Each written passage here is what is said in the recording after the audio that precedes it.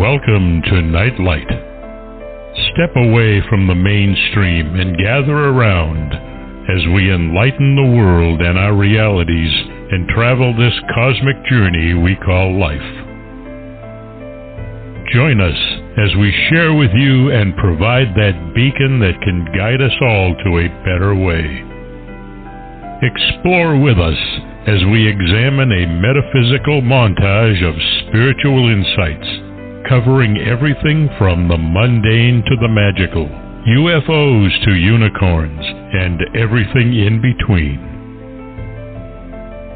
This is a time of awakening, of sharing and evolving, of spreading our wings and soaring on the cosmic breath of creation.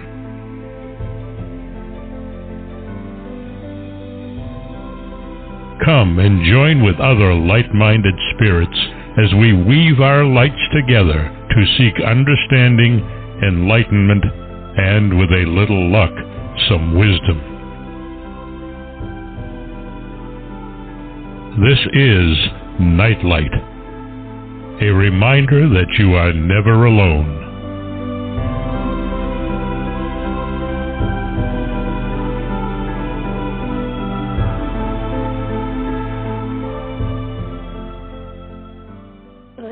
Everybody, and welcome to Neon Twilight with your host, Solaris BlueRaven. We're so glad that you could join us tonight. It's going to be a lot of fun. I want to just sort of preface the whole evening with, if it sounds like I'm in the middle of a gunfight, I'm not. Where I live, fireworks are readily available and sold right down the street from where I live, and apparently my neighbors have all been shopping early. So apparently we celebrate the 4th of July anywhere from the 1st of July to the 5th of July here. And lately we have been celebrating a lot. So on top of that, there's a thunder and lightning storm coming in too.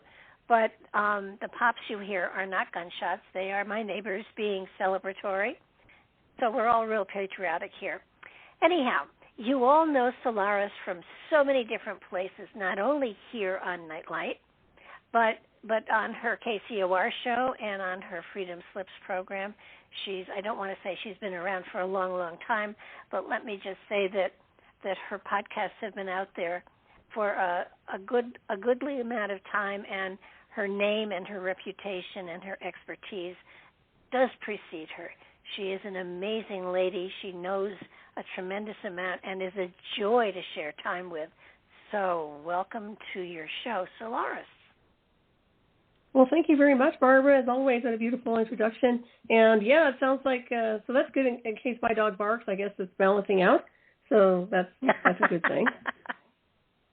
Well, it's been, there, right down the street from my house, there are two huge tents, one on each side of the road. So they catch them coming and going, and the line that defines where they're legal and not is about 100 feet beyond where these tents are. So it becomes very busy this time of the year, and I kept hearing the pops going off, and I thought, and I live in farm country, so we hear the pops often because farmers are shooting at coyotes and, I don't know, maybe the people who are trying to invade the territory or whatever. So you never know. But just as soon as it was dark, it started, and they've been going on for hours now. So wow. I don't know if that's good or bad for you. Well, it's good, clean fun. I really can't complain too much. They're not hurting anybody, except if anybody holds on to something too long, they may, burn their hand or something. But of the kind of pleasures that are out there, it is harmless, and it is fun, and it's pretty too. So they are we've pretty. had thunder and lightning. And we've had thunder and lightning storms here the last couple of days that are just phenomenal. And the condo that I live in has it's almost like a cave. The top floor overhangs the bottom floor by about 8 feet, and there's a patio underneath it. So when we have thunder and lightning storms, I can actually sit out in the storm and not get wet. And it is so exciting to do that. It is just, it's so cool. Yeah, I love thunder and electricity and lightning. Yeah, that's fabulous. Oh, yeah. I am definitely a storm person. I loved the hurricanes and the nor'easters in the Northeast when I was there, but there's something about a thunder and lightning storm that is just phenomenal. And the only bad part about it is they have a tendency to turn into tornadoes, which terrify me. So. Oh, wow. Yeah, do you get a lot of hail? That's the only part I don't really care for. But other than that, I love the thunderstorms and electrical storms. Yeah, they're cool. I can remember a storm in Connecticut when I was out on my deck and I had my dog with me, and I lived in the middle of the woods. And there was an overhang, so we could stand underneath the overhang and watch the storm roll in, which is the most majestic thing you can ever imagine. And then the wind started to clip up, and it was a good wind, and the rain came down, and then it was going sideways, and then there was hail. And I looked at the dog and I said, this might be a tornado. Maybe we should get inside. And I think she was probably in the door before I was. And not long afterwards, we heard pop, pop, pop, pop, pop, and the tornado went right down the street next to my house, and it popped out about 12 telephone poles. Just pulled them right out of the ground. And about it was sort of like protection? A train. It was amazing. So I have actually been in, I think, 3 tornadoes up east. None down here, but that's all right. I've already experienced my tornadoes, and I've experienced a small earthquake. So I don't need to experience any more of those. But it's kind of I love the energy of the storm. There's something that is just so amazing. It gets your adrenaline going, and not out of fear, just out of excitement. So yeah, it's really good I think it's really good for your energy field. Yeah. Oh, absolutely. So you picked actually a great topic for tonight. And I have had such a lovely time going through stuff. You suggested we look into the 7 wonders of the world. And I have had a lovely time with it. I'm wondering, though, in looking at all of them, what was their criteria for designating something a wonder of the world? That's a great question, and I wouldn't have an answer to that one. It does make you wonder, though, what panel of people decided on that. And, of course, they've updated it, too. I don't know if you probably noticed that. Now there's a new 7 wonders of the world, which, that's kind of interesting that they decided to expand on it, I suspect. Well, yeah, and I think that's, and when they did designate the 7 wonders of the world, I was looking for when the original 7 wonders were actually designated, because I really did want to know what was their criteria, because when they designated it, I think a lot of them were no longer even in existence. So what were they basing it on? I mean, the only one that is actually still in existence is, of course, the Giza Plateau, the Great Pyramid at Giza. But I mean, the Colossus of Rome was gone. The lighthouse at Alexandria was gone. The Temple of Artemis, was mostly gone. Statue of Zeus was gone. The Hanging Garden, all of the ones that they have designated were gone. And so, maybe just an honor of the past. That's a great question. I never even thought about that, but yeah. I mean, was it that they were constructions that had stood the test of time, like 1,000 years or whatever? Or, I mean, were they designating theoretically man-made objects? Or, because I know that there was a Colossus of Rhodes. I know there was a lighthouse at Alexandria. They have found the remnants of them. So that and as far as the Greek stuff, those remnants are there as well. So we know that they did exist. But it's sort of like we assume they were all man-made. We're not going to pull, aliens into any of this. We're assuming that somehow they were man-made. Is it the size of them? Is it the fact that thousands of years and there are still remnants of them around? I mean, they were architectural, amazing edifices when they did exist. Right, they're quite they're quite the landmark. Yeah, I agree.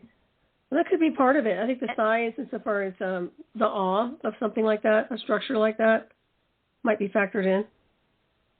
Don't you find it kind of amazing that the Sphinx wasn't included in this because it's even bigger, it's even older than the pyramid that it's standing in front of?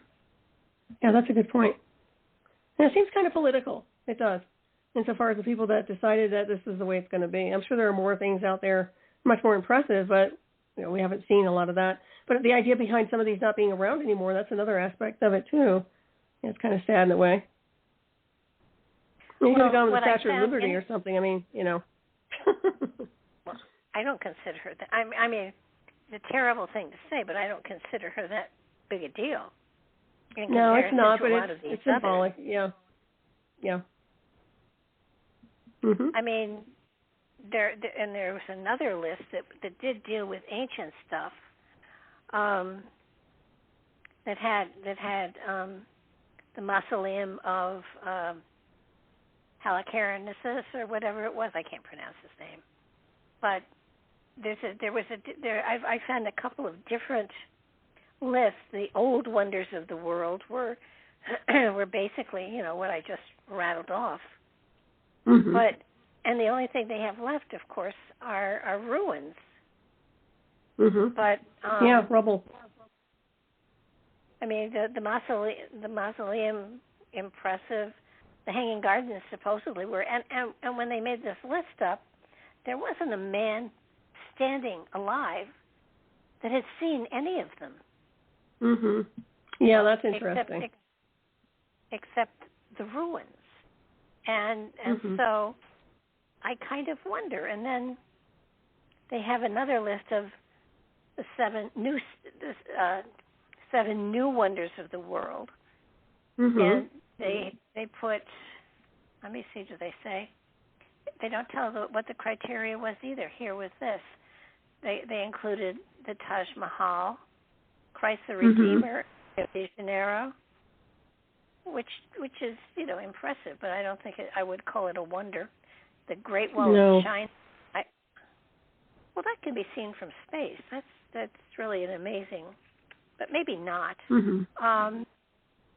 Petra in Jordan, that could have been on the first list as far as that goes. It probably hadn't been discovered by then.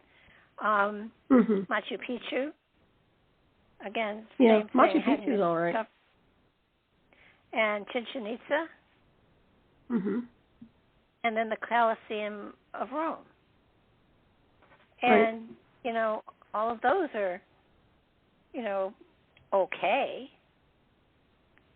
But, again, I don't know what that criteria was. And it seems to me if you're going to make something a wonder of the world, that there should be,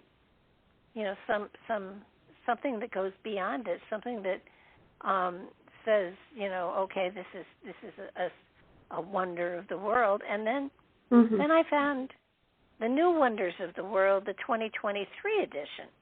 So whoever it is putting it together. Oh, funny. That's interesting.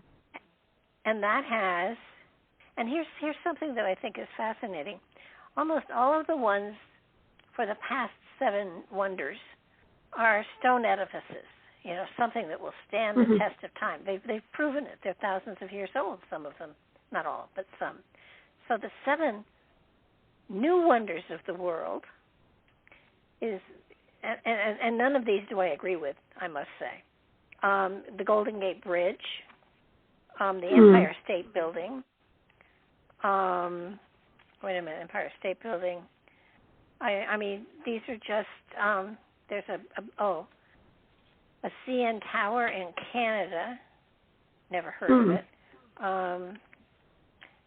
The Channel Tunnel in the UK, which is, you know, a tunnel. This is going to be, it's Itaipu, Itaipu Dam in Paraguay, the Panama Canal, and the Panama Canal. That was the last one. Now, all of these things, you know, we use modern equipment for. There's no magic or mystery behind them, and they will not be standing in 1,000 years. Yep. Agreed. Or probably. Yeah, it is kind of interesting. Or probably. Oh, go ahead. So where did I mean? Suddenly we're looking at things that have been built in all cases, but to look at us in 2023 and what is considered antiquity and a wonder of modern technology and everything. I mean, come on, the CERN collider. Now that's something impressive. I agree with that. Yeah. We have made it to the moon, although we haven't left any buildings there, so I guess that couldn't count. But there are still ancient things that haven't been mentioned at all. I mean, Göbekli Tepe. To me, that's amazing, and it kind of like, you know, it's kind of like, you know, there's still some magic there. It's you know, what created it. That place in Mexico that has the big crystals in it that are bigger than buildings. Do you know the one I'm talking about? Oh, the cave? Are you talking about the cave or no? The cave, yeah. Yeah, that's pretty cool. That cave, I mean, that's amazing, and that it has to be thousands of years old. They're in Cuyo, 13 levels going down inside the mountain. I can't remember how many, but I think it was meant to hold at least 5,000 people and animals. And that's not mentioned. So what is it that determines something is a wonder of the world, and that it has staying power to be a wonder of the world? I mean, most of the wonders, you know, we're looking back and saying, well, that lasted a long time. I mean, I would think that I would not include it, but I would think it could be included Mount Rushmore. Yeah. I think the pyramids are the prime example of something that's timeless. And, you know, 100 years from now, who knows how many years later we have in the illusion of time, they would still stand or maybe not. But that's something symbolic, if you ask me. And I agree with you. It makes you wonder what kind of people decided on this, you know, what kind of club, I guess you could say.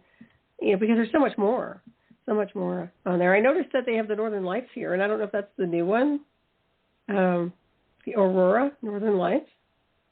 Natural wonders of the world. Absolutely. You know, and I mean, we know geologically, or you know, scientifically, we understand what creates it, but it is magical to look at. And the energies, yeah. Yeah. No, I agree with that one. That one is impactful, yeah. And Grand Canyon, too. I think that's another one that's highly symbolic on so many different levels. Oh, my gosh, yeah. I mean, to see what the river has carved out is, see, now, both of those are wondrous. And you know what? They're going to be around a lot longer than any of us or our legacies. You know, I mean, they're going to carry through time. And to me, that's a wonder. That's the Nazca lines. That's a good one. There's even still mystery to those.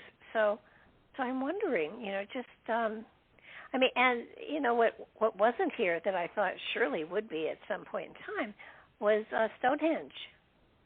I thought about that too. Absolutely. Yeah. Very good point. And, I mean, the Taj Mahal is beautiful, but when you think about it, it's still man-made. It's in the sense of it's it's just a building. It's beautiful, but you know what I mean. Yeah. And Christ the Redeemer, that's another one that's beautiful, but really, I don't know. I wouldn't have picked these, probably some of them. I wouldn't have picked either of those. It's it's kind of like the Wailing Wall. I mean, what's left of it. That's impressive, but I wouldn't call it a wonder of the world. I just, and I didn't do enough research to find out who put out the opinions, because it's I guess what's a wonder to one is not to another, but the statue at Rhodes, the lighthouse at Rhodes. I mean, we found the leftovers. Oh, and the other would be Nan Madol in that area, pyramid there made of those basalt pillars, sticks, and they have no idea. And Easter Island. That's a good one. Yeah. And not to mention that which has not been discovered beneath the ocean. There's so much. Oh gosh, yeah. And Nan Madol supposedly was supposed to be a signal to where Mu went down. So that the ruins of Mu are just supposedly off the shore of Nan Madol. And so, and you look at petroglyphs that go back thousands of years. Now that's it's a natural wonder, I guess, but it is a wonder. And I think that I'm wondering if they just, put a whole bunch of pictures on a table and said, okay, let's pick what's most impressive. But I do not think tunnels and bridges are a wonder of the world. No. I really don't. I don't either. It just, my criteria is it going to last 1,000 years? Right. Which is probably, and my gosh, where Göbekli Tepe is, there's another tepe not too far away from it that they've just discovered that they are beginning to excavate. So, and they don't know, and I think what gets me is they don't know what they're for, but they're excavating them. And that's interesting. There's so much that hasn't been discovered. I'm wondering why they don't take a group of sensitives, of intuitives to some of these sites and just say, just give me what you get. And leave them alone for a week. Feed them, certainly, but leave them alone. And that's a great idea. They come up with. I mean, archaeologists are just guessing at most of the stuff they're doing. They can analyze pottery, but they can't tell you, why it's there and what was cooked in it. And, I think an intuitive would be able to, given time and peace and quiet, be able to go into the time of whenever the site was viable and livable and get something other than, what archaeologists are supposing. When they excavated near the Great Pyramid and they found the town that the workers were in, they're still saying that can you hear the thunder? I do. I love it. Cool. They found the town that the workers were living in, so they weren't slaves. And yet the story still goes out there that it was slaves that built the Great Pyramid. And they haven't yet said anything about how it was built. They have their ramps and their spirals and everything else, but and the fact that the Nile River at one time came up almost to the Great Pyramid. Mm-hmm. But they found all these things that prove stuff, and yet they haven't updated history to give us a good, clear picture of what was going on there. Very true. Yeah, it's all speculation, really, when you think about it. Yeah, this storm is beginning to be very, very violent here, so if I go off the air, I'll take you with me because I'm the one that signed in. So we'll just warn people that just in case my power goes out, it's not that we've gone out drinking early. You're just talking about those storms. That's funny. Oh, yeah. I love storms. Were I not on the radio, I'd be sitting out on my porch watching this whole thing. I have it's a culvert right behind where I am, and it usually fills up with water. And when I first saw it, I can remember calling my son, and I said, put my condo up for sale right away. And he said, why? I said, I'm waterfront. We can ask more for it. Oh, funny. We did not sell it, of course, but it's kind of fun. I am waterfront from time to time. Mm-hmm. No kidding. Plus you have that cemetery nearby, right? I do. I have a cemetery right in my backyard. It's just so cool. And I have a relative buried in it even. Yeah, that's very interesting. No coincidence. Yeah. That, but yeah. It's kind of, somebody wrote a book and she's called it's Whispers from Beyond. And it's how coincidences are given to us and tell us a story about what's going on in our life at that time and things like that. And in many ways, when I found that there was a cemetery, which I was thrilled with, and then that one of the people buried in it was a distant relative, it was sort of like, okay, I do belong here. Mm-hmm. And yeah. I hadn't really been worried because my family history, to my knowledge, was basically on a part of the family that were definitely Northerners, tried and true. And I had no idea that there was an element of the South in me at all. So it was really kind of exciting. Mm-hmm. Yeah, I think a lot of them split. I think there were a lot of families that had both sides fought in the war. Mm-hmm. Well, yeah, I found an interesting piece of trivia, and I'm not sure exactly where it came from, so I will give it out as trivia, and people can check it out and prove it right or wrong. But somebody did a study and found that every one of the presidents came from a lineage that owned slaves, except for Trump. His family didn't come in here until well after the Civil War. So he's the only president that does not have lineage that were slave owners. Now, that says, it doesn't do anything one way or another about his policies or his popularity or anything like that. But I found it interesting. Mm-hmm. But it is interesting, especially after all the blowback with all that. So, yeah. But back to the wonders here. I mean, if you had to, you've mentioned some really suggestions. I mean, the Grand Canyon for sure. I mean, but to me, a wonder has to be something, again, that has stood the test of time, that has lasted for not hundreds, but maybe thousands of years. Mm-hmm. And when you go to the fact that there have been a couple of mass destruction sequences that have happened, that any of this stuff still is here, and not only that, but did all of these edifices, not the Grand Canyon, because the Grand Canyon is probably older, but did they survive a flood or an ice age? I think that's a very good point.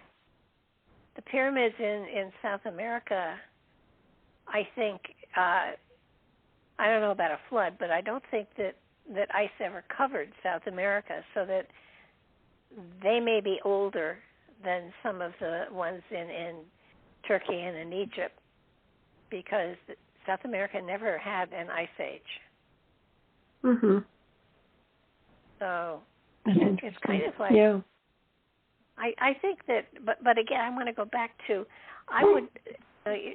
we've had people that have written books on Darren Kuyu, on Göbekli Tepe, on all of these places, but they're all from, and almost all from the viewpoint of male archaeologists. Mm-hmm. What's wrong with taking sensitives in there and, I mean, seriously, mm-hmm. and saying, what do you get? I mean, Göbekli Tepe, they have discovered. Well, they are saying they're declaring that it was a site for celebration, kind of like a place to go, like a church or something. So that there's no habitation around there. There's no pottery. There's no artifacts of any sort.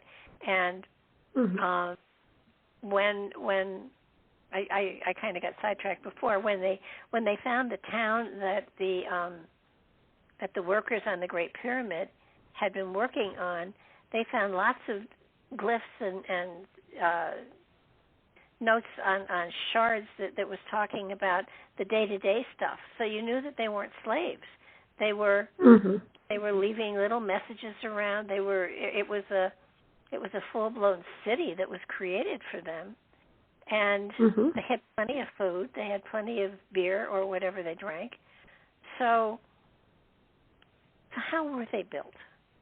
It's kind mm-hmm. of like I don't think the truth of how they were built has ever come out yet.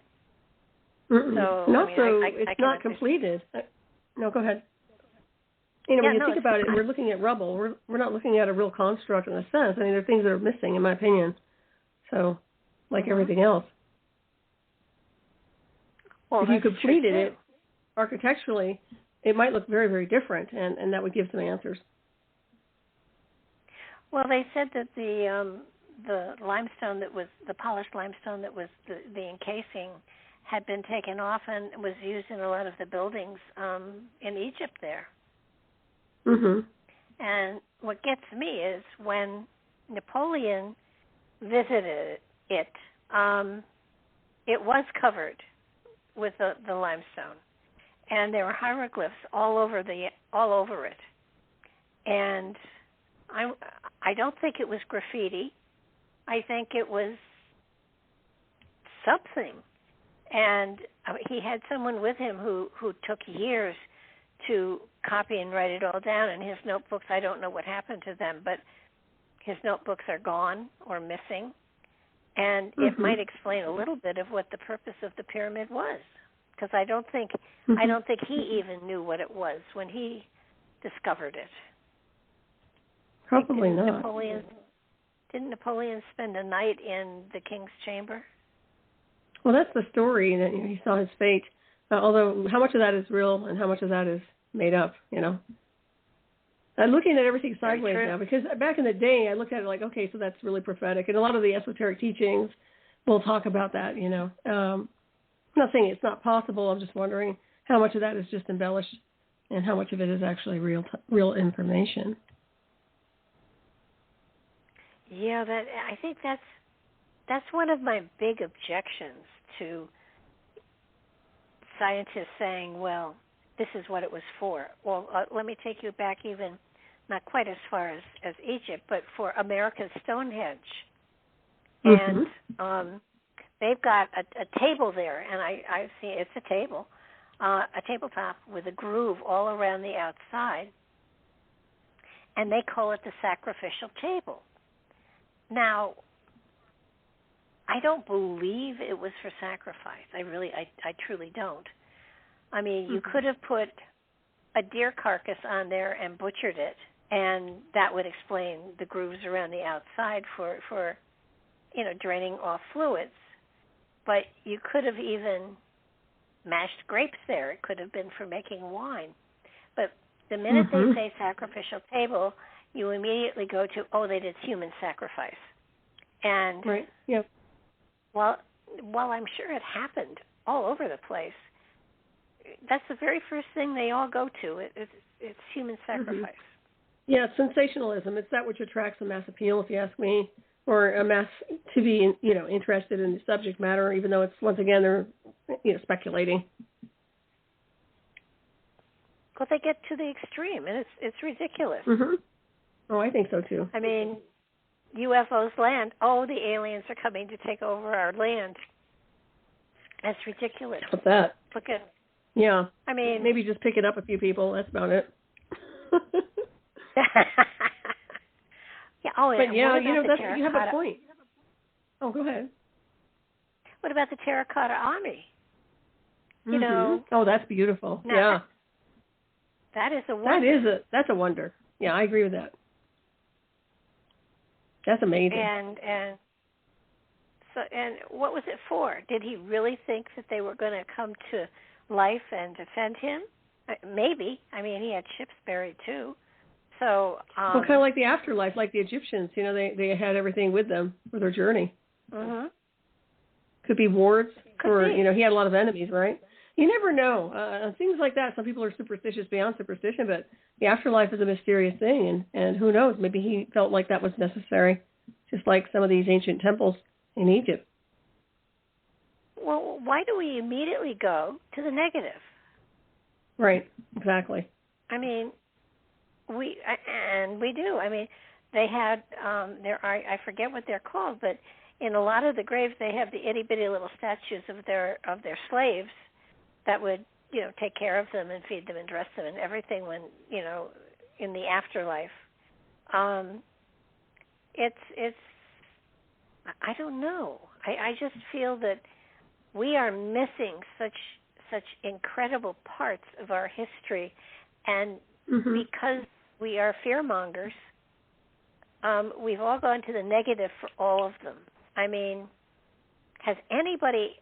I have not been to South America, to Chichen Itza or Teotihuacan, but from what I understand, and Patrick picked this up too, there are certain measurements for steps that are almost global.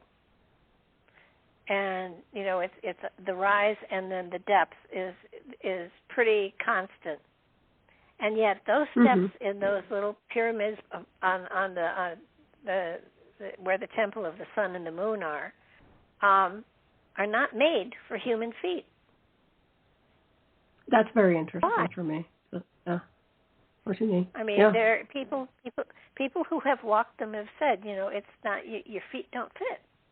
Now, if they were that great at construction, why didn't they construct the steps to correspond to human feet? If they were going to march prisoners up there and rip their hearts out, I mean, I know you don't, necessarily make that an easy trip for them, but but not just the prisoners were going up. There were priests who went up. So what weren't they constructed to go to compensate human feet? That's a huge clue, if you ask me. Yeah. Yeah. So and right along the Avenue of the Dead, they have all those little mini buildings that almost look like places where something could land. Yeah, I think so too. Maybe. I get that too. Absolutely. So if that's the case, maybe they were airports of sorts. Yeah. So probably possible. I mean, we they call it the Avenue of the Dead. I don't know why. It's a whole bunch of guys sitting around saying, "What are we going to call it?" But and there are graphics that show them ripping the hearts out of their prisoners, but I don't think that was, I don't believe it was a daily process, and I don't believe it was part of their religion. I truly don't. And like many things, they get hijacked. The temples were hijacked in Egypt, pyramids. Everything gets hijacked with a different storyboard and an overlay. So initially that might not have been what it was used for, but then once again, people hijack territories and that changes the whole thing. Sometimes they want to deface it or, do something to disrespect that structure, and that would be something, sacrificing people would be one of those things, you ask me. A lot of those cities were deserted totally, and then the jungle took over. And the reason for the desertion in many cases had to be for the reason that they weren't able to sustain enough food for the city, and the whole city got moved someplace else. So if it was agricultural, that's one thing, but they make it. They always go to war, and right. I don't think it's always war that is responsible. Yeah. And Lord knows what they think about what we've done. So there's no story to even come up with for this one. A mess, some of it. Yeah. And you look at Rome, and I got to tell you, one of the things I don't understand is that the church is monstrously wealthy, and if they truly are here to serve God and people, why aren't they using that wealth to help the people instead of just amassing more and more money? Yeah, exactly. Doesn't make sense. I don't think it was ever about that. Yeah, it's control, if you ask me. And of course, they've had so much, they've had so much access to advanced technologies as well. So once again, one of those secret areas where they get the information, everybody else is left in the dark. If you ask me, anyway. Well, but yeah. You know what they call their big telescope that's at the observatory that's here in this country. Oh yeah, Lucifer. I think that's what they call it. I don't know if they still have that one or not. I know that's a long time ago, and they might have changed it. Who knows? But yeah, it's all a game. If you ask me, they're all playing games. I just would, I would love to have a way of turning back, turning on a channel that will be, let me see what 3000 BC looked like. And well, that's the part of the remote viewing that both of us should be looking at. Dial it and see what you come up with. I'm thinking more about the future too, and the illusion of what's here, like in so many years, what's left. That's very devastating if you look at it like that. Well, if you're looking that far ahead, I don't think any of this is going to be here in another 100 or 200 years. I agree. Yep. I mean, from what what is rumored is that that there won't be war on U.S. soil because they want the property, but not necessarily the population. So yeah. So I think that's very true. Well, and China especially needs the food because their population is starving. And the thing is, I don't think they want their population either. I think this is another scenery that, in my opinion, I've always said they were shaking hands under the table. And I was talking about this the other day that nuclear war is a terraforming project. So if you're looking at people trying to deploy nukes, maybe not even a full-on nuclear war, it's going to change everything. It's going to change the entire atmosphere in the biodome. And in my opinion, I think that's what they're going for down the road. I'm not saying it's going to happen tomorrow, but to me, that would be more logical insofar as why they would do something like that. And everybody else is collateral damage. They want to change the atmosphere for sure. They want to terraform this place. And it's not extraterrestrials, in my opinion. I think they're just wanting to terraform it, quite honestly, and then make it so that it's not nobody has any more countries anymore. That everything is just one, just one thing, which is kind of stupid if you ask me. I know you've talked about that too in some of your writings. I do. I think that I think that where we started out, Pangea, as one blob of Earth, that it broke apart, and my feeling is that it may be pulling back together again, so that there is just one continent, and if that's the case, that would, to me, make greater sense for one world government and one world religion. But the Romans, in some cases, when they conquered a piece of land, property, whatever, they really let the people hold on to their belief system, so long as it didn't conflict with what they were doing with the country. And so that, and it was really only the elite that was forced to follow their gods, or when they turned Christian, they had the elite had to become Christians, while the serfs and the people beneath them could keep their home gods and goddesses. So I am so of the belief that the spiritual nature of the human spirit has to almost be set free from organized religion, because, and I've said this often, religion is something you learn, spirituality is something you are. Very true. Yep. So that allowing people to interact with each other without saying, my God is better than your God, which is ridiculous because it's all one.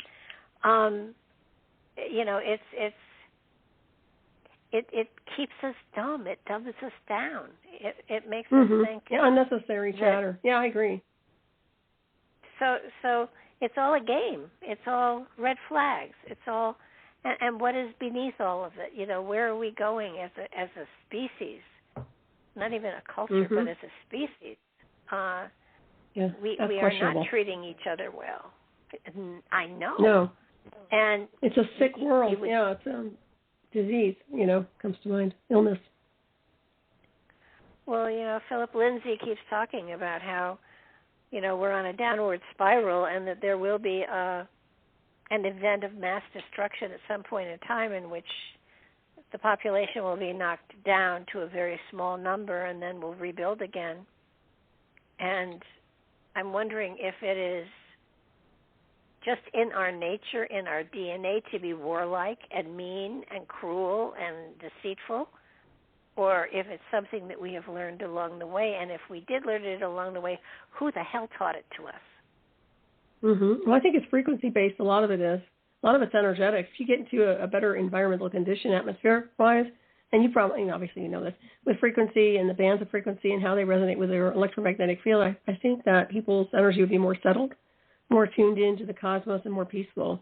I find that, we've talked about the weaponization of the atmosphere, and to me, I find that that's a contributing factor to the behavior modification of people here. That's why they were always violent back in the day, but I'm finding that energies were not in resonance on a global scale, and we've always had some problems with that, and it needs to be reconfigured, if you ask me, in order for people to maintain a balance. That's why we do our spiritual work. I mean, we do it ourselves independently, but wouldn't it be nice to have the whole biosphere or biodome in a resonance where we don't really have to do that extra work all the time because it's compatible with us? That's something that I don't think people factor in. Well, where does that come from? I mean, I know that the Native Americans resonated with the Schulman energy, the earth energy, and that for the most part they were probably basically very peaceful. And so where did it go wrong? I mean, people who work the earth, who are connected to the earth, have a calmer outlook on life, are a more peaceful person. But today we are disconnected from the earth to the point where, we wear leather on our feet, we have concrete we walk on, we have concrete we drive on, the rubber in the cars isolates us from the earth. We are so many levels distant from the earth energy that could keep us healthy and balanced. I mean, and you can't tell everybody, don't get out there and walk barefoot on the grass. And yet that would be a good idea. Grounding, yeah, no doubt about that. Well, and also, people are so addicted to the technology now, it's changed the whole field. It's changed the electromagnetic spectrum. And, I find that it's changed their behavior a lot when it comes down to it. It's not the world we remember, and, we've had that conversation, but I just don't find it, back in the day, it wasn't busyness. It wasn't this weird static in the air that it is now. We had our spy satellites and we had our tech, don't get me wrong, but now it's really full-on transparent, and it's a contributing factor, if you ask me, some of the problems we're having here.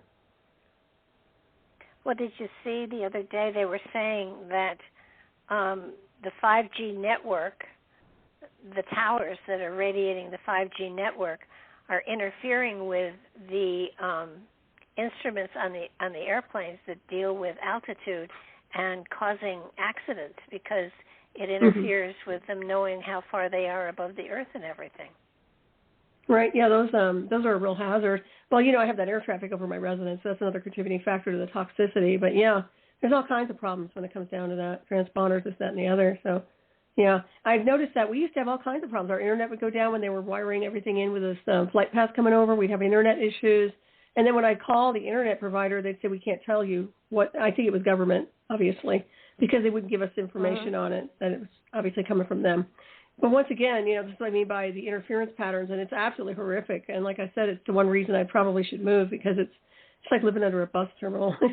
You're getting bombarded with dirty electricity. It's so not healthy.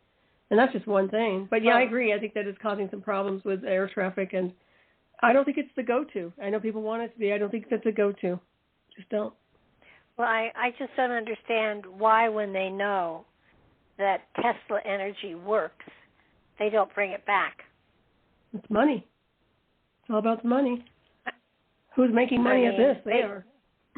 They could give us free electricity in 2 heartbeats by putting up those towers and plugging us into the earth energy and taking the burden off of us. I mean, they talk about pollution and wanting to go away from electric energy because, well, what powers the plant? I mean, it's coal that powers the plants that create the electricity.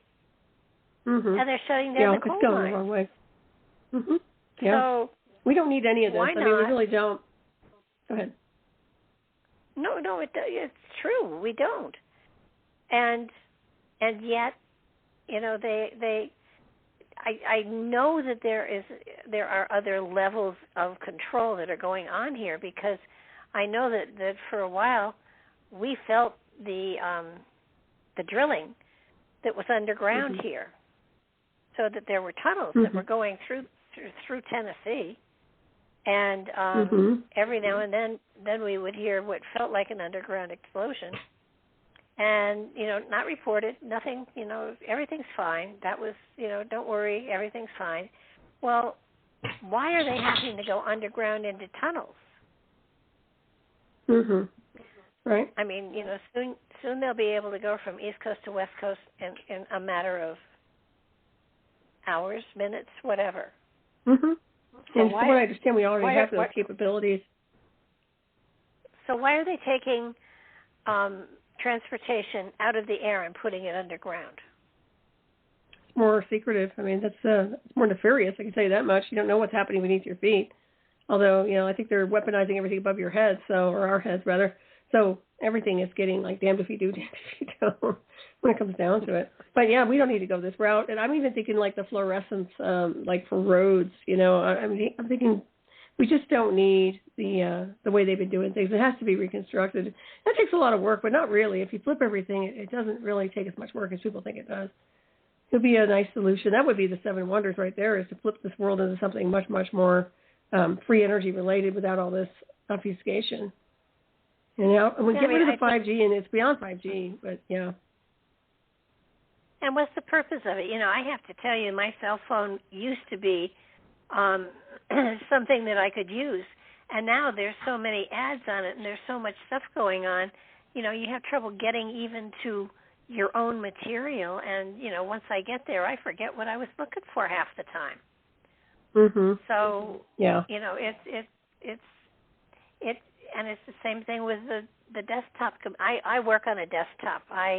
That seems to be my best modality. A laptop doesn't feel right to me. I have to have the big screen. Part of it is I have trouble with my eyes. But so it's a matter of what the heck is going on? I mean, why are not more people asking that question? Why are they so why are they arguing so much about trivia that they aren't looking at the bigger picture, which is our culture is going down the tubes.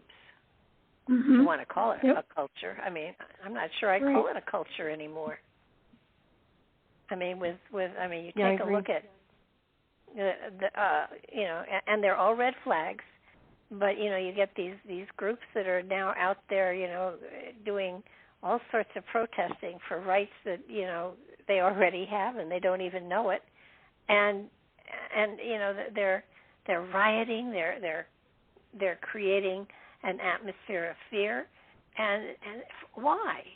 I mean, it's turbulence. It's not even positive change. The type of protesting, I don't even call it protesting. I mean, it's more than that, but it's negative. Any way you look at it, these people are just wanting to, in my opinion, I think they're just trying to be acknowledged. They're just being reckless. That it's just more about just agitating the atmosphere even more so than it needs to be.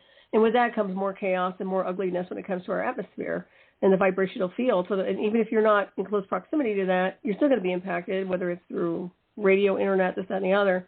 So, it's really a mess. And honestly, they seem to like it this way. These people in the illusion of power and control seem to like chaos and motion. Not order out of chaos, but literally chaos and motion, where there is nothing but scattered energy and fragmentation, psychological weird. That's all they care about. And that's fun. Not for me. That's not the world I want to be in. So, it's a mess. Well, and you try to, some of these news stations, they go into asking trivia questions that any idiot could answer, and these people have blank stares on their faces, and it's kind of like, oh my goodness, don't you care about your country and what it's going through or not? I mean, it's all a paycheck for them. Well, exactly, and that terrifies me. I mean, my son and daughter-in-law went to law school on student loans, and partially they're undergraduate, and he has paid off both of them, and now suddenly people want it forgiven. And I understand. I know people who are struggling, with their student loans, and they're not able to find jobs that are commensurate with their degrees, so they're having trouble. I got that. I understand that. But at the same time, I don't want to give them a free ride because they haven't earned it. They had the program for people who were out of work that they could, build roads and do tunnels and stuff like that during the Depression. Well, maybe we should have projects like that today. Our roads are in terrible disrepair. So people who are out of work, if they want to get a handout, let them work for it. I mean, and I'm not talking about single mothers who have 12 children or stuff like that. I'm talking about healthy, able-bodied people that are able to work and are choosing to not because it's easier to live off the fat of the land. The land no longer has any fat. Oh, exactly. No, that's so true. It's gutted pretty much. And yet, somebody said we had to let all these people in at the border because somebody had to plant the fields and cultivate them. We got lots of people here that aren't working. Let them do a good day's work. I mean, right. No, it's definitely recklessness, everything. None of it adds up on a cosmic scale. It really doesn't. Well, no matter what any government does, half of the people are going to revolt and half of the people are going to say, what are you talking about? So, there's not even a way of getting a cohesiveness about this is what we have to do to get out of trouble.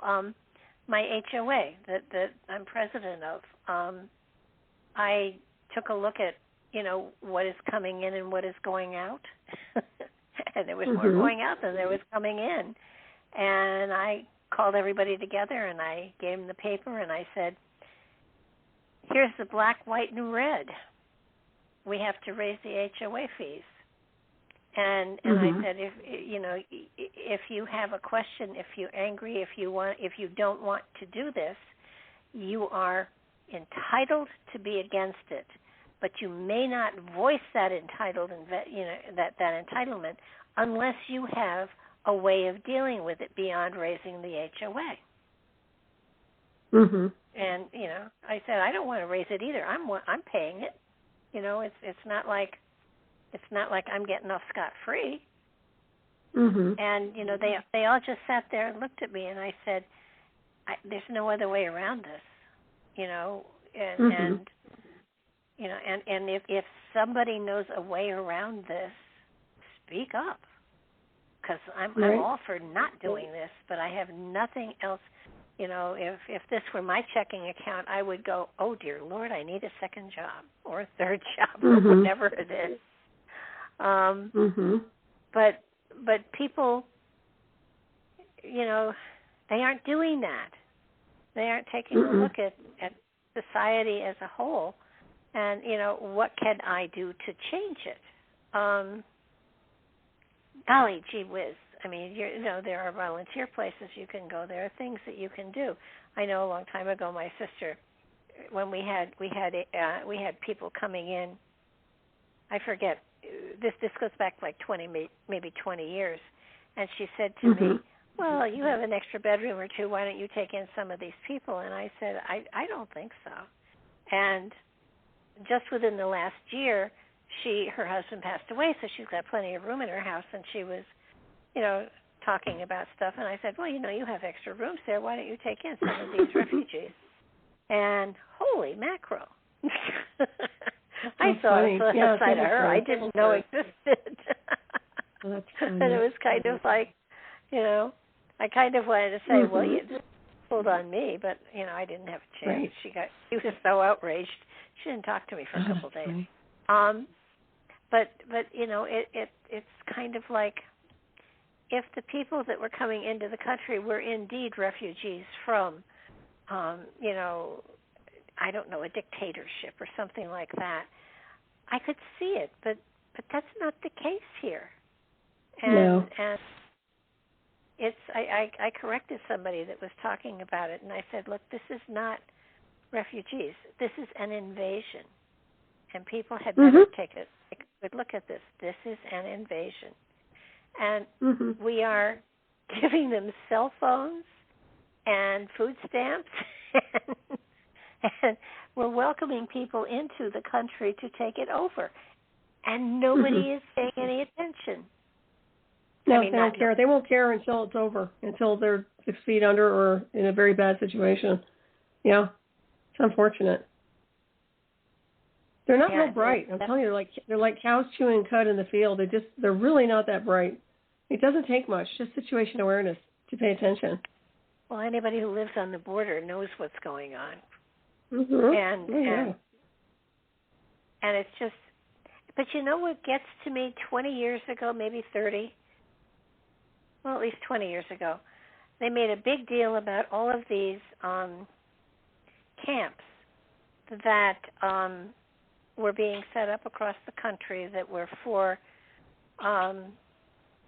they were for, who was it that was doing it? FEMA. FEMA was setting them up. There were over 800 of them, and they were staffed, and they had lodging for thousands and thousands of people. And why are these refugees coming across the border not put in these camps to process accordingly and to either send back to where they came from or offer them shelter? Right. Well, weren't they putting them in military bases at one point? Yeah, they were. I heard something to that effect. That's unbelievable. That's unbelievable. Some of them were. And what gets me is we had the ability to house every refugee that has come across the border. And but what was interesting was by one of these camps, they were looking for people to serve, in the camp. And one of the questions they were asked was, would you be able to fire on an American citizen? And I thought, well, that's interesting. But Katrina hit, and all those people were in a football stadium where the camps were around there. I mean, I had the map for the longest time of where the camps are all over the country. They're ready for people to be put in them, and we've never used them, we've never activated them, and yet they are manned. And there's food, and there's clothing, and there's all sorts of stuff in them. And yes, they are like a concentration camp. And the minute you put people in them, that's what they're going to say. But if you can house these people, if you can take care of them and process them accordingly, and if they don't belong in this country, just put them on a plane and send them home. I mean, that easy. That easy. It is that easy. But yet they want chaos. They want everybody, second-class citizens to poverty. Everybody's just, like I said, it's not getting any better for the upper middle class. It's getting worse, as far as I can tell. So. Well, yeah, and once again, these tent cities and stuff like that, they really, for the most part, are not the aliens coming across the border. They're American citizens. Oh yeah. So why are they suddenly, camping out on the side of the road? It's really bad, and of course a lot of it's drug addicts, but not everything is a drug addict. Not all of it's drugs. No, true. But it's sort of like, okay, and the trailers and everything. I mean, in California especially is where I've seen most of them. But it's got to be all over the place. It's like they're not out working. At least what I have observed, they don't have jobs that they're bringing money, in to feed and fuel and stuff like that. They've got their house, that they are living in, and that's it. And I know there are jobs out there. I know there are. Actually, it's hard to find work in a sense of business owners are having a hard time getting good help. So that's going on. Well, I think people don't want to work. It's also a matter. It's a matter of pride too, and that goeth before the fall. I know that after I moved to Connecticut, I was on a tight budget for sure, and I certainly had money to cover my bills and to bring in food. But if I wanted to do something extra, I didn't have that kind of money, and I had gone to this place that kind of like UPS, but not UPS. They mailed stuff out for people, and they packed stuff and they mailed it out. And I knew the people there, and they had a sign in the window that said "Help Wanted." And I said, what are you hiring for? And she said, somebody to stuff envelopes and stuff like that. And I said, well, can I apply? And she looked at me and she said, you got 2 master's degrees, you've got a college education, what are you talking about? I said, I could use the money. And I worked for them, for almost a year. Not full-time, but part-time. And, when I got the paycheck for, I got $8 an hour. And the woman said, why are you doing this? And I said, I'm not proud. I love the people here. I'm having a good time. And the money that I'm getting is what I need to do the things that I want to do. So I have no problem stuffing envelopes. It was not a big deal. I had a brother-in-law who was out of work, and he bagged groceries for a while. And it's like, they actually pay pretty well in those jobs. stores. But there are jobs if you're willing to do them. And there are. And don't sit back and say, well, with my education, I should be making X amount an hour. No, the reality is you're going to get whatever the person is going to pay you, and if that's not right for you, then you go on to something else. But there's always, it's not a matter of being too proud to work. I mean, I was willing to work. I mean, I got paper cuts like crazy, and thank God I had to lick the envelopes. But and they even let me run the big machines a couple times until I broke one of them. But it was a matter of, and then finally, they let me go because they had mothers, women that had children that were in shelters that needed the job more. And absolutely, I have no problem. They got me over the hump, and I was fine. Mm-hmm.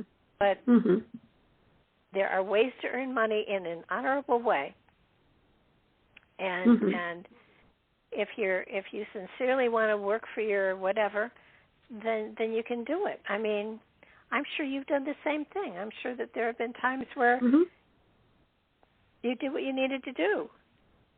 Oh yeah, I've done a lot of different security surveillance work mainly, but yeah. But it didn't pay like bad, but it was, it is what it is, and you're right. It gets you through a certain cycle, but the bottom line is everything is so much tough right now. People don't want to work anymore, and it's really hard to find good help. From what I've been hearing from people who own businesses, and nobody wants to be there, nobody wants to show up, and it's the same thing over and over again. This is a society that, in my opinion, doesn't know what work is, or they didn't grow up with that kind of environment or work ethic, so it's a little bit different. Well, where is it? Is it England or France? It's some place that are going to be experimenting with a 4-day work week. I like that. That's good. Yeah. Why not? 4 days on, 3 days off. I mean, if you work anything like surveillance and security work, they usually do that.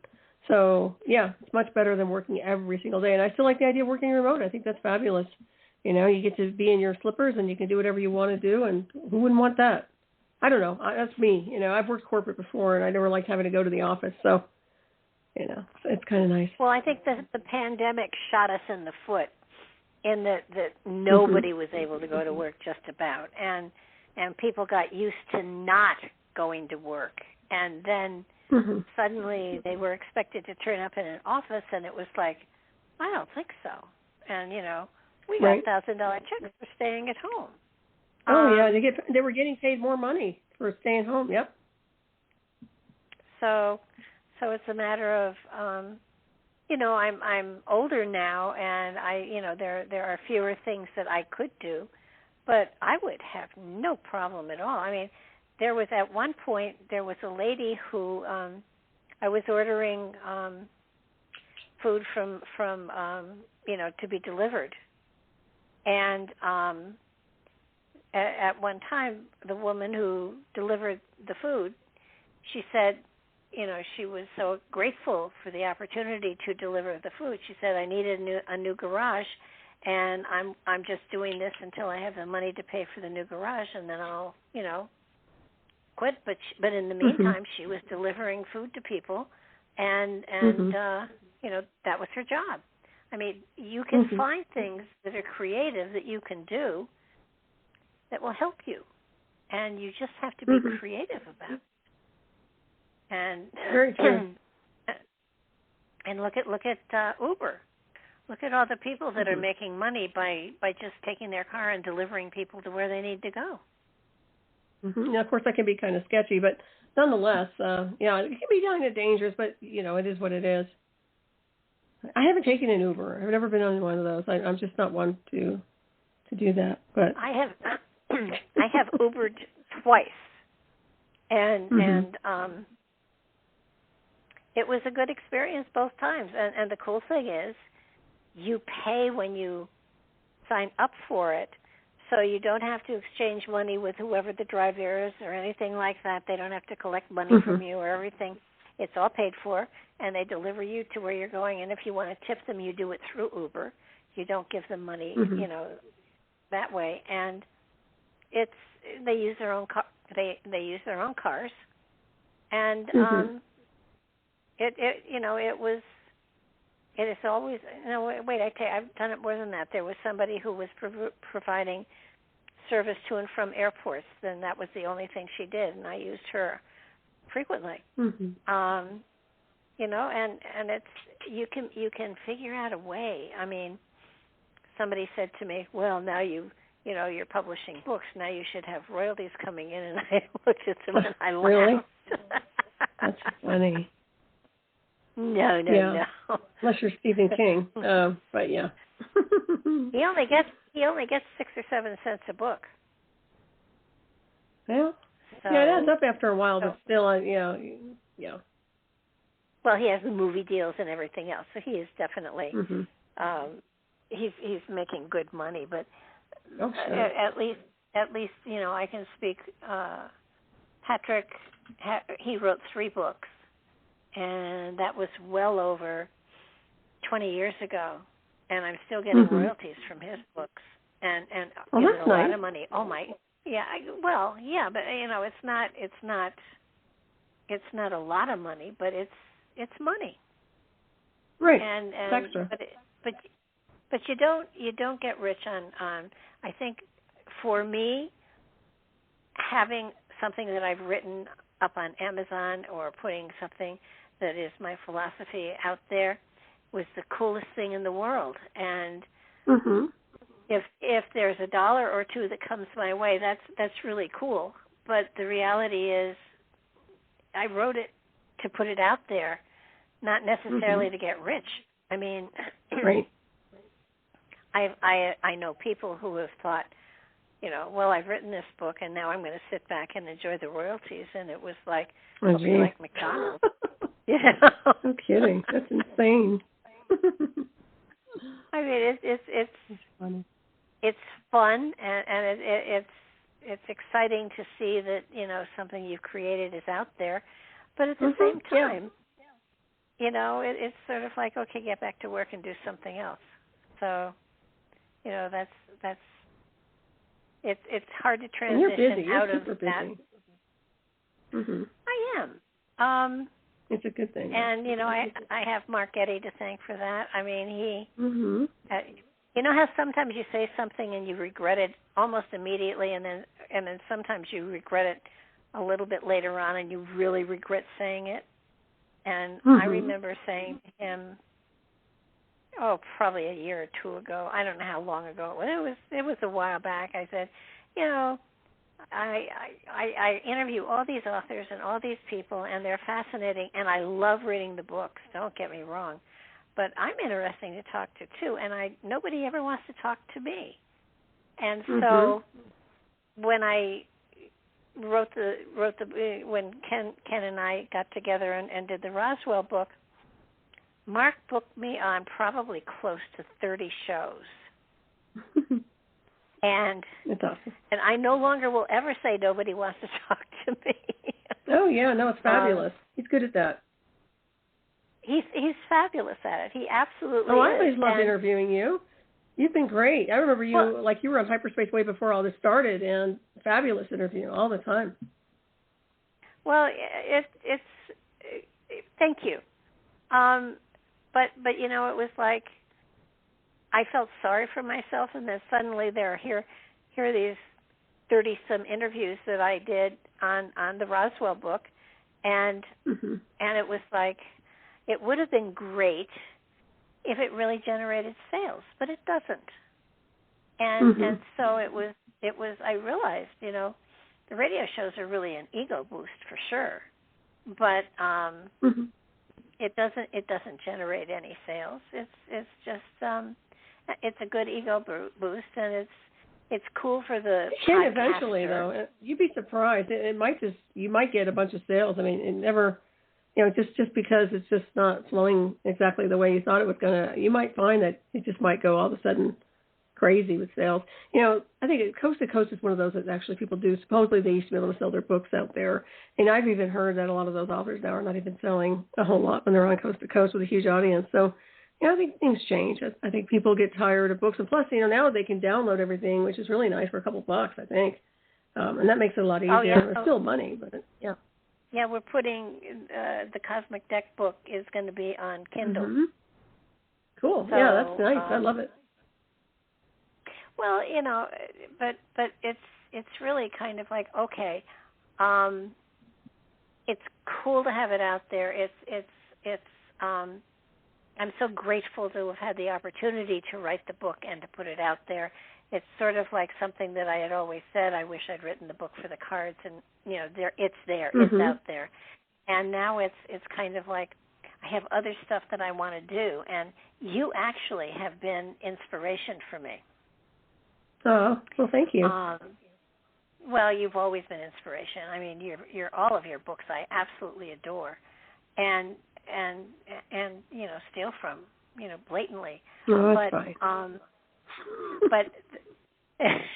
But my favorite book was your children's book, and I think that is probably the most beautiful book out there. It is a glorious story, and the illustrations are just amazing. And it's something that it's a field, it's an area that is not touched upon by many at all. And so I am taking a page out of your book, and I'm going to write children's books, but with the metaphysical flavor to them, so that going to have a little boy and a little girl, going to take them on an adventure of understanding the spirit world and spirituality and travel and astral travel and all of that, but going to do it for kids so that they understand what it is and how natural it is and how important it is to understand that aspect of themselves. And the fact that if you go to the spirit, the essence of spirit in all of us, it's exactly the same. It's not a color, it's not a shade, it's not a culture. It's sheer vibrance that is etheric and has no form. And so that is the realm they will travel in as they adventure into learning the cosmic laws and the universal energies. Oh, I love it. Well, that's wonderful. I can't wait for that one. Very good. And I agree. I think kids don't really have, they really don't have much resource when it comes down to books based on that. It just seems that way anyway. So that's kind of nice. Well, I figure I'm going to name the little boy, the little girl after my grandchildren. Oh, so, that's cool. I like that. And it's going to be interesting. And I'm playing with it. And I found somebody that one of the people who interviewed me, among the many that Mark set me up for, has a publishing company with graphic designers, with artists, that do the artwork. So my theory is to make it a series of books. So very cool. I love it. We'll see. Well, that's something for you to be working on. So, yeah, it sounds like it's already in motion. How awesome. That's very cool. Looking forward to that. Well, in my mind, it's in motion. Well, see you know how that works. Paper. Already done. It will. Oh, I think it's great. That's very cool. Well, I very think nice. Congratulations. But your book was just. I mean, I've given your book as a gift to so many people. Oh, thank you. Because it is such a quiet, gentle exposure to all sorts of cool stuff, and it's one of my favorites. I mean, I think that's one of the best children's books out there.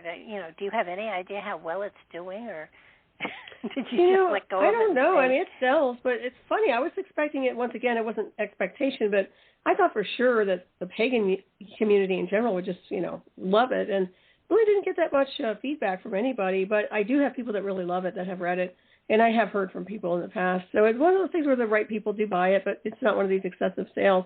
I always wanted to put it in animation, though. I mean, I still have that in the back of my head that it would be a great little 30-minute cartoon, like Peanuts. But it's, it'd just be so cute. I really think that would be nice. So that was always there to do something with it and put it out there like that. Yeah, that's it's funny when the Cosmic Deck was originally drawn. The only promotion that was done was it was put in the U.S. Games catalog, and that's it. And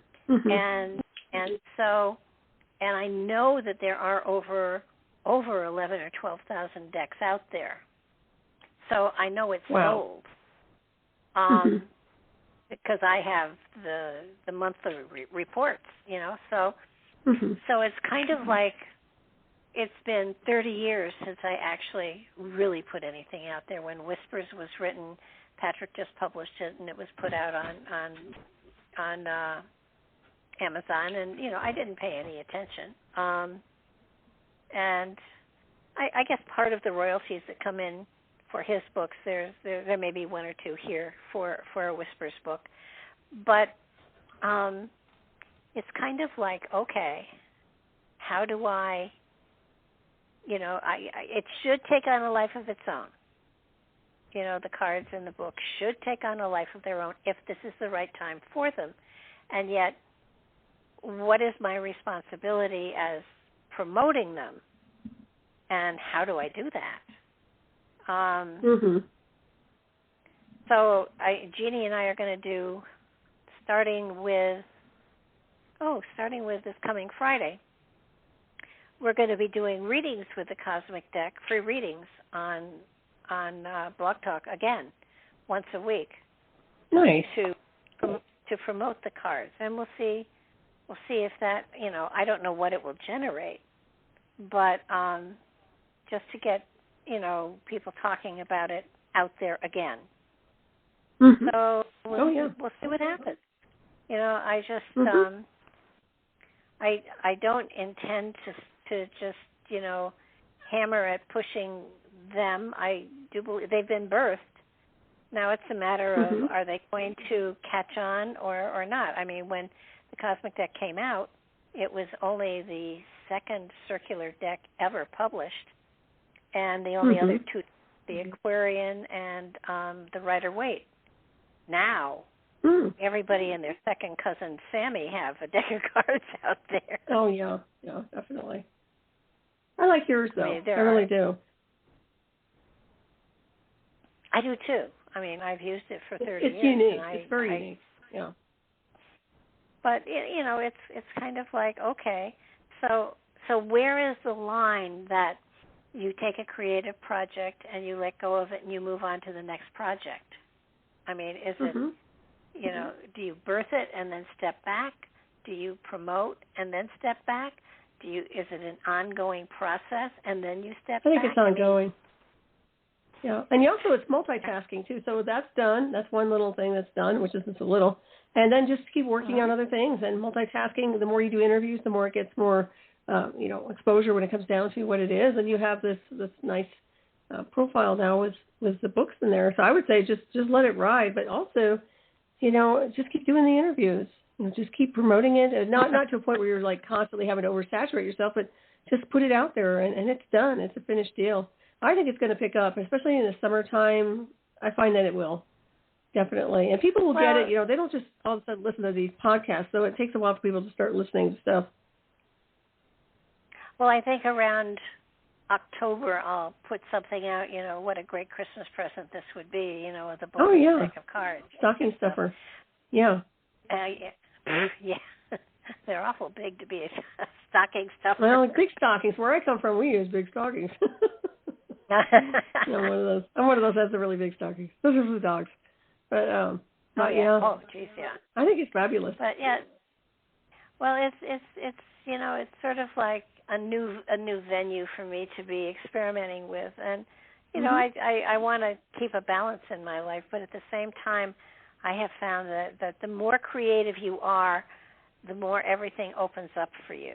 So it's a matter of not one and done, but what's next? Where do you go next? What is it you're going to put out there next? And, now I have to start working on the website some more because I haven't done a lot on the website lately. And, it's the same with you. I mean, you've got 2 radio shows. I mean, my Lord, how do you manage that? I don't know. And it's been weird because I've had some time off because Tina had some things going on. So I've had 2 weeks off over there on KTR, which has been really nice. I never take Friday nights off, so the fact that I was able to do that was like, wow, this feels really good. It's been a long time, that sort of thing. And even, the Raven Starts Witching Hour has been around forever. And, yeah, after a while, you kind of wonder, like, I could really use a deep, vacation. But I don't mind. I do enjoy the radio. Oh, I do, too. But it's sort of like, okay, so you have messages you're putting out there, so do I. And it's important that we expose the audience to whether it's a person that we're interviewing or a philosophy that we're promoting, that there's a purpose to this. And I've said this a billion times. I truly think that audio is the way to go, because if there's video, people are looking at your, whatever is behind you, or are they messing with their hair, or are they eating? I've been on a couple of interview shows where the people are eating, while we're That's so talking. rude. I'm sorry. That's terrible. I know. I can understand coffee and having some tea and water, this, that, and the other, but just to sit there and eat, that's annoying. Well, but the main purpose, the main reason, my philosophy is that if people are stimulated by watching you as opposed to listening to you, you don't have all their attention. But if it's Correct. only your voice that's going out, they are creating pictures in their head that are far better than the visual that any video could do. And I so agree. And it's kind of like, oh, that color looks good on her. She should wear that more often. Or, oh, I didn't think she would look like that. And I just peanut gallery. Strongly, yeah. And gosh, I can remember watching somebody, Chris Curious Times. She went into the video thing, and one woman was literally laying in bed eating, and she was on video and listening. And then there were, so it was kind of like, oh my gosh, I don't. This doesn't appeal to me. This takes down the validity of what is being said. It's not professional. Bottom line. No. I mean, I will ridiculous. admit, I only dress from the waist up. I mean, I'm not naked, but I get that. That's different. Yeah, no, my sweats don't show. So, and the fact that I'm in my bare feet or whatever. But it's kind of like you have to present a face that will validate your words. And frankly, I would rather people didn't really know me that way. I'd rather they know me from the sound of my voice. And it's funny, I was setting up an interview with who was it? It was I can't even remember. But it was one of the authors, and when I was talking to him, he said, well, we've met. And I said, no, I don't think so. And he said, oh, no, we've met. I know we've met. And I said, well, I've never been to your state. You've never been to mine. So, I can't, and we went on talking, and he finally said, wait a minute, Secrets of the Stones. I said, yeah, I did that. And he said, I've listened to it 20 or 30 times. He said, I recognize your voice. So, I'll take that. That's fine. It means, I don't know if he heard what I said, but he recognized my voice. So I said, it's very distinct. You have a distinct voice. Well, it's kind of like I'd rather not be like, I walked by in a New York airport at one time. I was rolling past something, and I was looking at the floor, I guess, and I saw these white books, and I looked up, and it was Pat Boone. Wow. Just sitting there waiting for his plane, too. So, I recognize his feet before I recognize his face. Oh, how funny. That's cute. But it's kind of, and that and the fact that, we get older. I mean, the pictures that I've got on my website and everything are 10 years old. But they're good pictures, and I'm not changing them. Me too.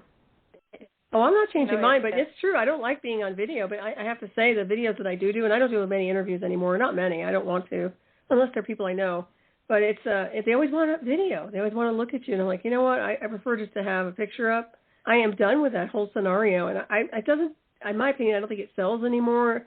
It doesn't reel people in anymore. To me, it's just I'm not a real fan of that sort of thing, to be honest with you. And it doesn't matter anymore. I saw something, but I've never photographed well anyway. I don't care. Well, no, I haven't met a camera that ever liked me, ever. I mean, yeah. And when I was going to take the pictures, I had a date with a photographer, and people had said you have to have your picture on your website, and I thought, oh crap. And so I went, and the photographer, posed me and everything, and we looked at the pictures, and I said, it's no reflection on your talent, but they're terrible. And he said, well, what do you suggest? And I said, well, my personality is active. And I said, I think you should have me just talking to you about what I do and answering questions, and you snap pictures as I'm talking. And that's exactly what they did. And they're great pictures. Mm-hmm. They're just great pictures, I hate those forced pictures where you fake smile. No, that's no good. I mean, it almost looked like they were, the pictures that had the head held straight so you could sit and hold the pose for 20 minutes while the camera decided to take it. It was disgusting. Yeah. And it just wasn't me. And I was paying for this. So, and afterwards I said, I realized I've been here twice the time, and, I only brought enough money for the one session, and he said, no, you taught me something here. He said, I'm going to, he said, I am going to not only take the formal pictures of most people, but have them talk and see if their vibrancy comes through better while they're talking than if they're posed. So that, he learned something, and I did too. I think that's any photographer. I think that's something they should hone in on. Yeah. Yeah, more candid pictures. I'm so grateful. I have pictures that have me sparkling, and so that's what's up.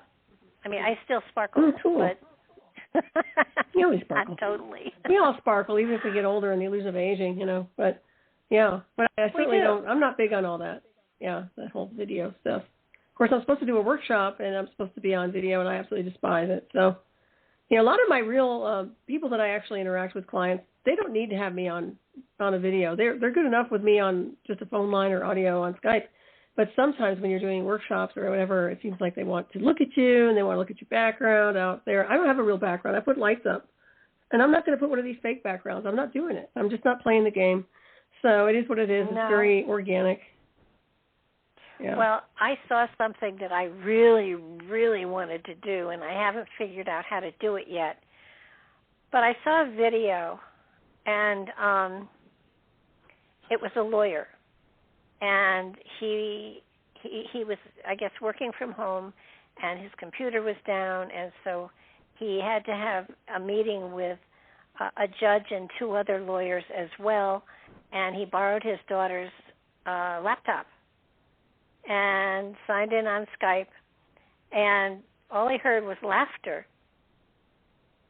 And he had no idea what they were laughing at because he wasn't really paying attention to what was on screen. And he looked, and apparently his daughter had found an app that made her a cat, and the cat talked with her voice. Oh, cute. And the judge said to him finally, you do realize you're a dog? And he said, a cat. And he said, sir, I am not a cat. And the judge said, take a look at your screen. And the other two lawyers were just doubled up. And he saw that here he was a kitty, claiming that it was not a kitty cat. And if I could get one of those emojis, I would put that is up. Cute. And they could. Yeah. It was darling. And my grandson said that he would be able to, find out how to do that. And I'm sure he's forgotten. Yeah. But I really, if I could do that, if I could have me as a cat doing the interviews, I would do it in a heartbeat. That'd be fun. Actually, that's very animated. That's fun. Maybe not if I did coast to coast or something like that, but with a lot of they just audio anyway. They don't do video unless you're doing the Gaia thing. Yeah. Yeah. Nah. So that's they're old fashioned too. That's the old Art Bell stuff. So yeah, they don't need to have people's videos up. It's your audio. It's your voice. It's how you communicate. Makes more sense to me. Oh gosh, yeah, but I would love to be able to have that kitty cat be me and talk about stuff, even if it was talking about serious spiritual stuff. A cat can be spiritual too, but they're temple kitties, guardian. I don't know. Someday I will actually find somebody that can do that for me. And I have a tech. Why couldn't I? I'll ask my tech to figure it out. You should. You'll figure. Oh, it's not. It's just an app. I'm sure it's not a big deal. Well, it's a big enough deal, so I haven't found it yet. But I'm still looking. But it's kind of like, life is too short to be serious all the time. Mhm. And so I know you can change your background easily on Skype and on Zoom and stuff like that. So it seems to me you'd be able to do the other. If ever I do it, there's one show that I've been on a number of times, and the men are just lovely, and they're called the Three Beards. And I love them. Yeah, I've been on their show. Yeah, good stuff. Thank you, Mark. Yes, thank you, Mark. And I've often thought, next time I'm on, I'm going to get a fake beard and turn up in the fake beard. Oh, that'd be so funny. Just because, they're very nice guys. Oh, they're good. Yeah, I really like them. No, Mark has found some very, very interesting people, for sure. Mhm. And good interviewers, and he's a great bookie. He's an absolute great bookie. I keep telling him checks in the mail. With my invisible bank account. I have actually started to put money aside every time he gets me a show, and I will send him at the end of the month. Something for what he's done, because he really he works hard. He does. So I've doubled his salary a number of times.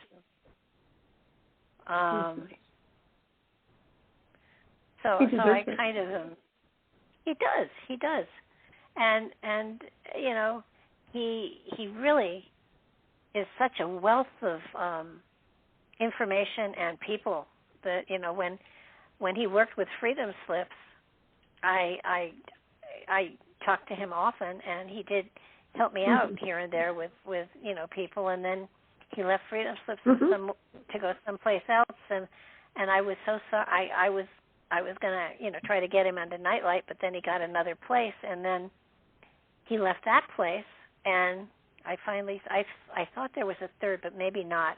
But I finally said to him, "Oh, come over to Nightlight. I'll give you your own show. I'll do all the techie work. I will just blatantly take advantage of everybody you know."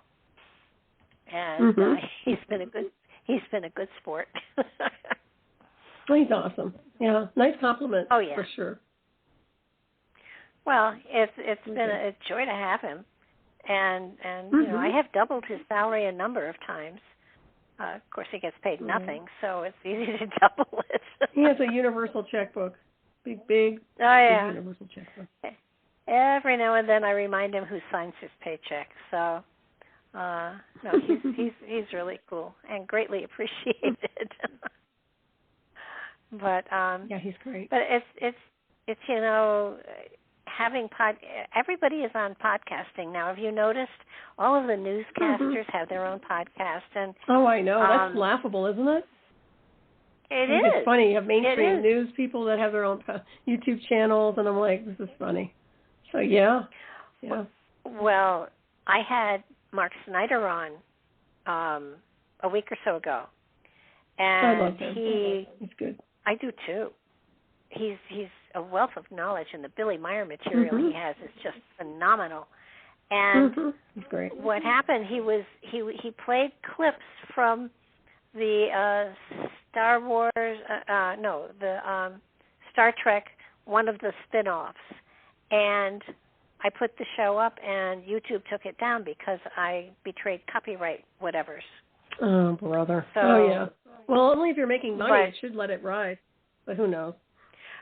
Well, it didn't make that big a difference. It just meant it's not on YouTube. We've got 20 or so other servers, so it's out all over the place. The only place it isn't is YouTube. YouTube is just unfortunate. Well, unfortunately, we've got a good following on there, so it's I don't want to turn and walk away.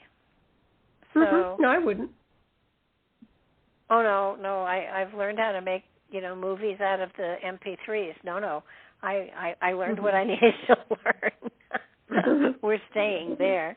We just can't, we can't play stuff that is copywritten and stuff like that, and that's actually not why I thought they would have bounced the show, but it got bounced, and there have been 2 other shows that have been bounced. So, even though I'm very careful and I try not to go into politics or question the government or anything like that,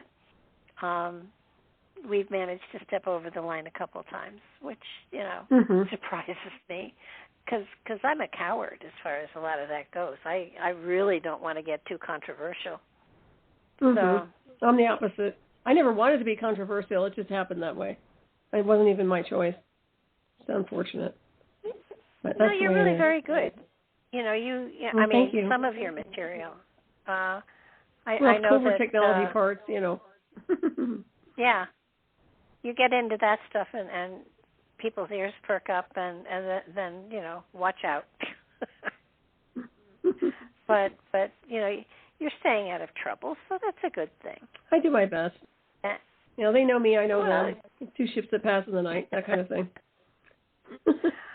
Well, I would say that you certainly have had some fascinating people on both of your shows that are really spectacular. Well, thank you. They're fun. I've had some really good people. And some newbies, too. I put some people on that they've never really been on radio, just to give them that kind of a platform, and they've done really well. So I like to do that as well, where, just unknowns show up and get to communicate.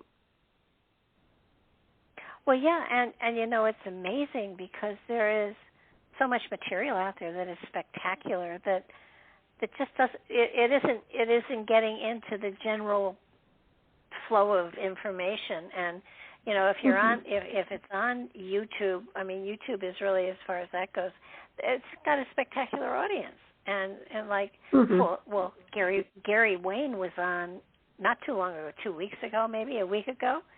And he's archiving beautifully, and well, that's nice. It's funny.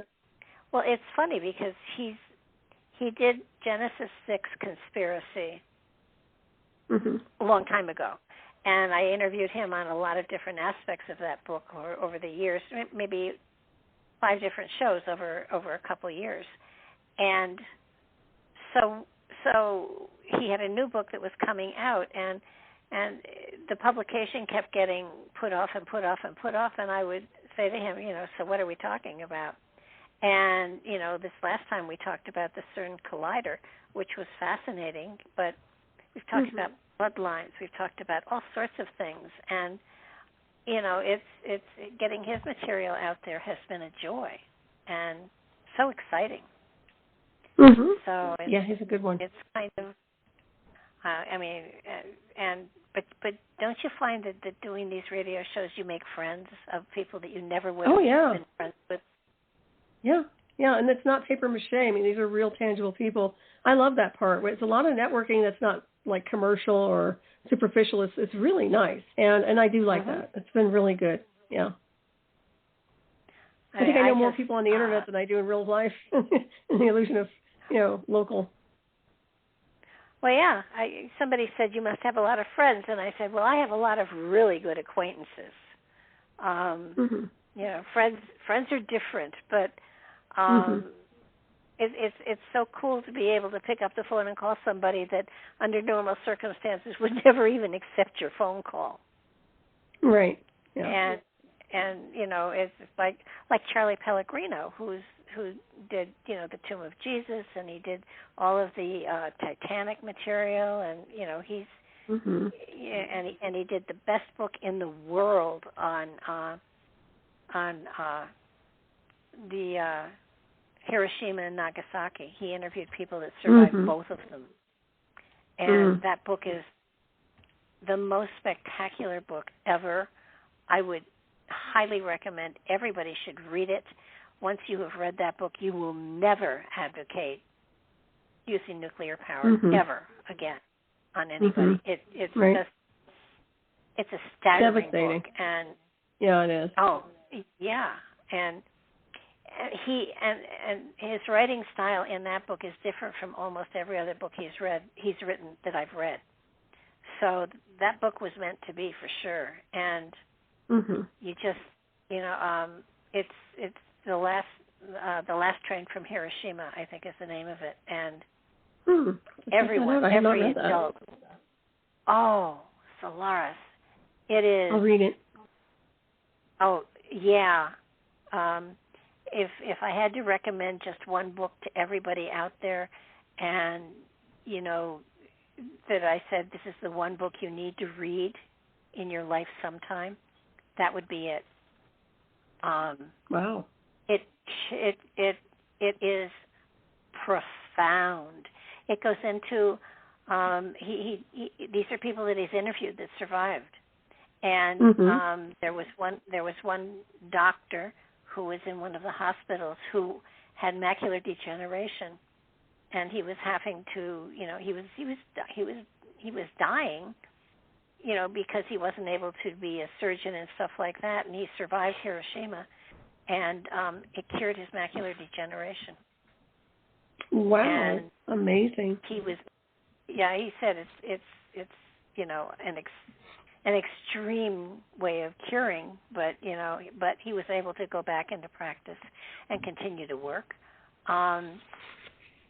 It's just and the paper mache swans, swans are swans. No, not swans. But there was a girl there that was making those.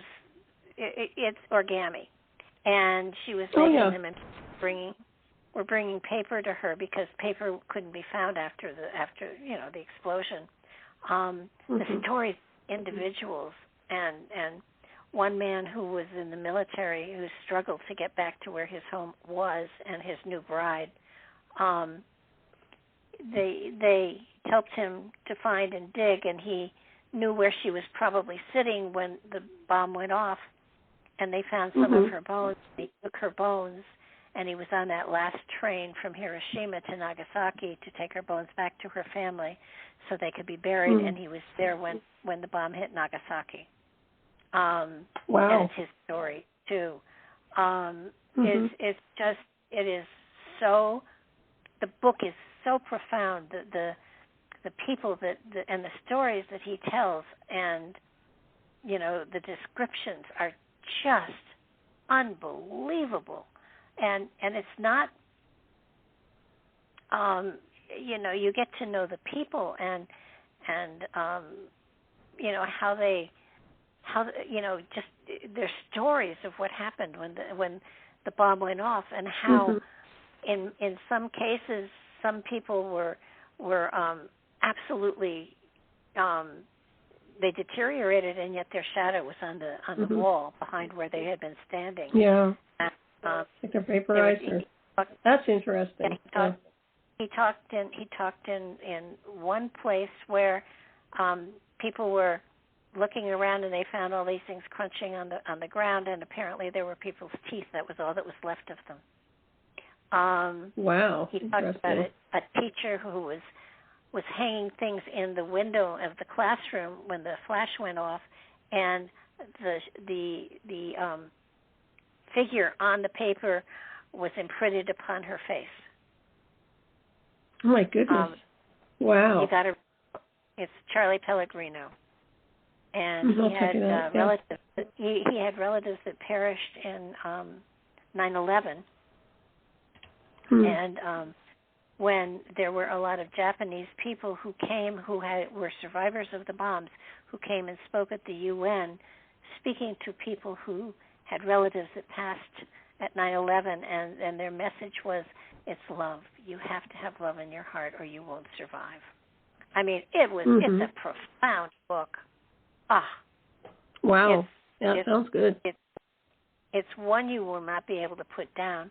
It's gruesome, but you get to know the people and their journey, and it was amazing. It was amazing. It's an amazing book. And I've read it a couple of times. Good documentation, yeah.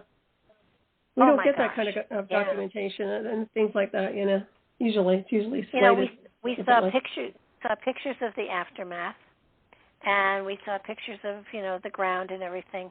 But when you read this book, in your mind's eye, you're there, and it changes your perception of what one of these bombs can do.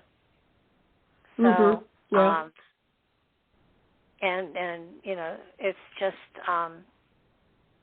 I would love to get my grandchildren to read it, but it's not, it is an easy read.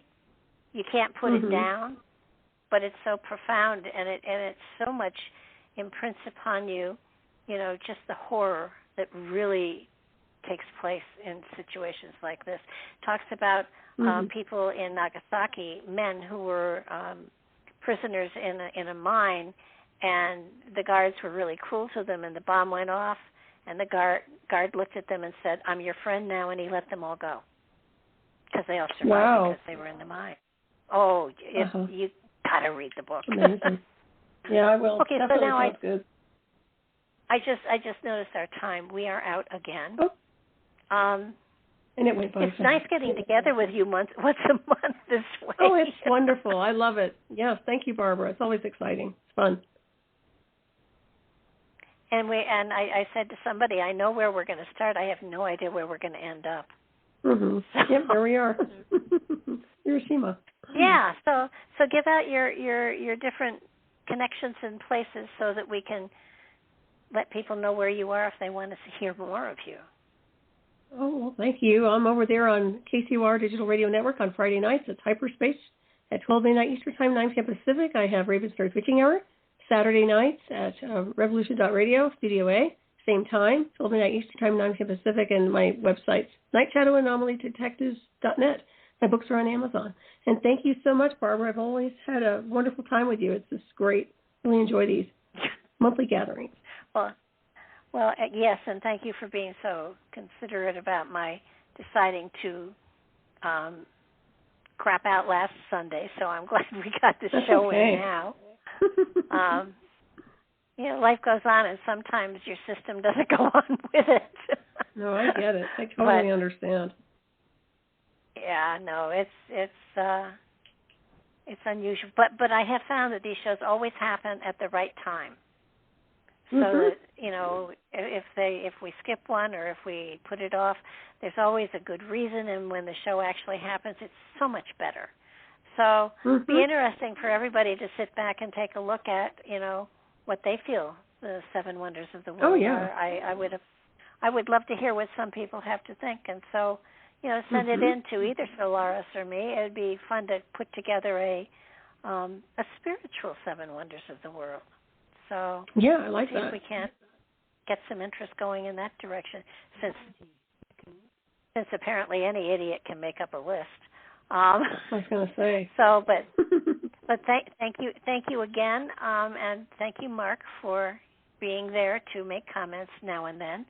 And we'll be back at the end of the month, last Sunday of the month, with another fascinating topic. I think it's my turn now, so we'll have to focus on something that is profound.